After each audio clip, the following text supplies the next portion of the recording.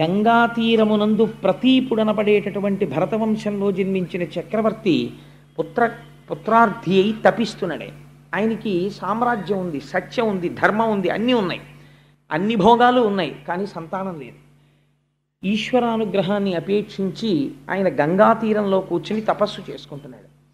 గంగమ్మ చూసింది.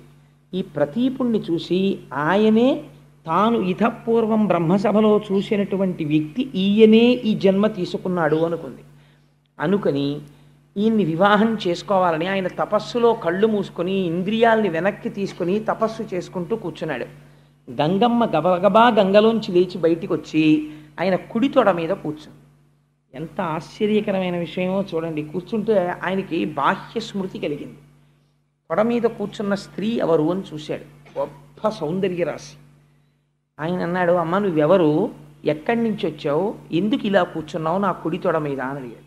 అయితే ఆవిడంది, నన్ను గంగా అంటారు, నేను గంగా నదికి అధిష్టాన దేవతను, నేను నీకు భార్యని కావాలి అని వచ్చాను, అందుకని నీ ఒళ్ళో కూర్చున్నాను అని. ఆయన అన్నాడు, నీవు నా భార్యవి కావాలి అని అనుకున్నావు.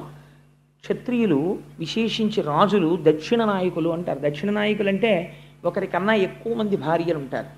విజయనగర సామ్రాజ్య పతనం సమయానికి వచ్చేటప్పటికి రామరాయల వారికి ఎంత దక్షిణ నాయకుడు అంటే రామరాయల వారి పోలికలున్న బిడ్డలు చాలా ఊళ్ళలో ఉండేవారు.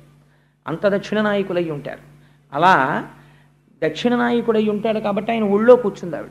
నేను ఏవి అనవసరపు విషయాలు చెప్పనండి. మీరు కావాలంటే విజయనగర పతనం అన్న పుస్తకం చదవండి, ఎంత ఆశ్చర్యకరంగా ఉంటుందో. తల్లికోట యుద్ధం అది రామరాయల వారిది. అందుచేత ఆవిడ వచ్చి కుడి తొడ మీద కూర్చుంటే ఆయన అన్నాడు, నువ్వు నన్ను భర్తగా పొందాలని వచ్చావు, కానీ ఒక పొరపాటు చేశావు.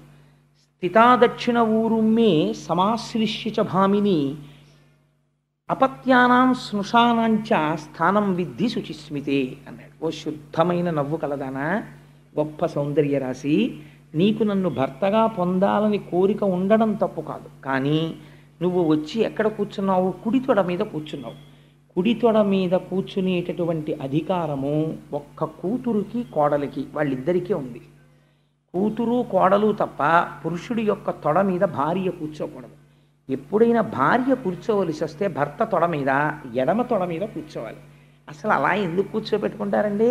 అలా ఎప్పుడు ఎవరు కూర్చోరు కదా, ఏదో కుర్చీల్లో కూర్చుంటారు, కానీ అలా ఒళ్ళో కూర్చోవడం, తొడల మీద కూర్చోబెట్టుకోవడం ఎల్లరంతా ఎక్కడ ఉంటుందండి బాబు అని మీరు అనుకోవచ్చు. ఉంటుంది. ఎక్కడుందో తెలుసా అండి? ప్రయాగలో వేణీదానం చేసేటప్పుడు ఉంది. జీవితంలో ఒక్కసారి చేస్తారు వేణీదానం, ఇంకొకసారి చేస్తామంటే ఒప్పుకోరు. సువాసినులు ఎన్ని జన్మలకి మళ్ళీ ఐదవతనంతోనే ఉండి ఐదవతనంతో వెళ్ళిపోవాలనుకున్న వాళ్ళు భర్త యొక్క ఎడమ తొడ మీద కూర్చుని వేణీదానం చేస్తారు. చాలా గమ్మత్తుగా ఉంటుంది, చాలా సంతోషంగా సరదాగా ఉంటుంది చూడడానికి. సరే, అందుచేత మేము ప్రయాగ వెళ్ళినప్పుడు చాలామంది చేశారు, మీరు చేశారు కదమ్మా, అందుకని ఆ వేణీదానం చేసినప్పుడు చాలా సరదాగా సంతోషంగా ఉంటుంది ఆ క్రియ. చేత ఎడమ తొడ మీద కూర్చుంటారు భర్తకి భార్య. అందుకని నువ్వు వచ్చి నా కుడి తొడ మీద కూర్చున్నావు కాబట్టి ఇప్పుడు నువ్వెవరు, నా కోడలితోనన్నా సమానం, కూతురితోనన్నా సమానం.